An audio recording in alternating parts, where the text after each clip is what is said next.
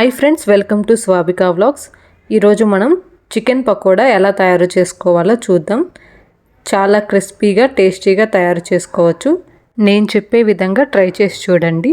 ముందుగా 300 grams chicken తీసుకొని నీట్గా క్లీన్ చేసుకొని ఈ విధంగా చిన్న ముక్కలుగా కట్ చేసుకోవాలి.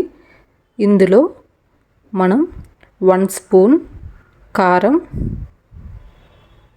చిటికెడు పసుపు, half spoon salt, 1 spoon ginger garlic paste, half lemon add చేసి బాగా కలుపుకోవాలి.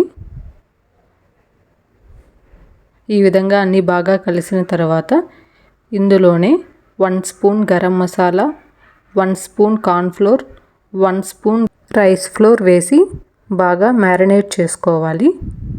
మీరు కనుక ఫస్ట్ టైం మన ఛానల్ని చూస్తున్నట్లయితే ప్లీజ్ సబ్స్క్రైబ్ చేసుకోండి. చూసారు కదా, ఈ విధంగా అన్నీ బాగా మ్యారినేట్ చేసుకున్న తర్వాత 2 గంటలు ఫ్రిడ్జ్లో లేదా పక్కన పెట్టుకోవాలి. ఈ విధంగా చేయడం వల్ల స్పైసెస్ అనేవి చికెన్ ముక్కలకి బాగా పడతాయి. 2 అవర్స్ తర్వాత మనం మ్యారినేట్ చేసుకున్న చికెన్ ఈ విధంగా స్పైసెస్ అన్నీ ముక్కలకి పట్టి ఉంటాయి. ఈ విధంగా ఉంటే సరిపోతుంది. స్టవ్ మీద ప్యాన్ పెట్టుకొని డీప్ ఫ్రైకి సరిపోయేంత ఆయిల్ యాడ్ చేసి ఆయిల్ బాగా హీట్ అయిన తర్వాత మనం మిక్స్ చేసుకున్న చికెన్ అనేది ఒకదాని తర్వాత ఒకటి యాడ్ చేసుకోవాలి. ఫ్రై చేసుకునేటప్పుడు ఫ్లేమ్ అనేది ఎప్పుడు మీడియం ఫ్లేమే పెట్టుకోవాలి, లేకపోతే చికెన్ పైన కలర్ వచ్చేస్తుంది, లోపల బాగా ఫ్రై అవ్వదు. ఒక సైడ్ ఫ్రై అయిన తర్వాత మరొక సైడ్ టర్న్ చేసుకొని ఫ్రై చేసుకోవాలి. గోల్డెన్ కలర్ వచ్చేంత వరకు ఫ్రై చేసుకుంటే సరిపోతుంది.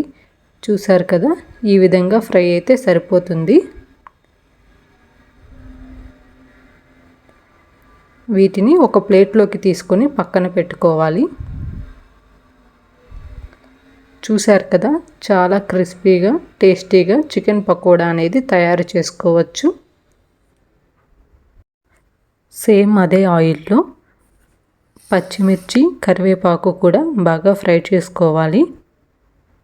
మనం ఫ్రై చేసుకున్న చికెన్ పకోడా మొత్తం ఒక ప్లేట్లోకి తీసుకొని లెమన్, ఆనియన్స్, మనం ఫ్రై చేసుకున్న కరివేపాకు, పచ్చిమిర్చి కూడా యాడ్ చేసుకుంటే సరిపోతుంది.